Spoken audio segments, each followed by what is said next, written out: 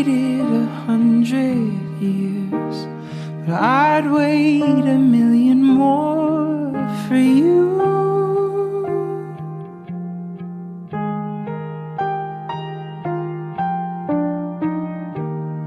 Nothing prepared me for what the privilege of being yours would do.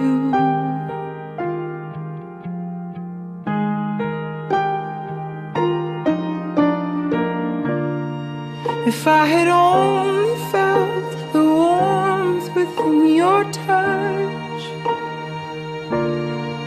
if I had only seen how you smile when you blush,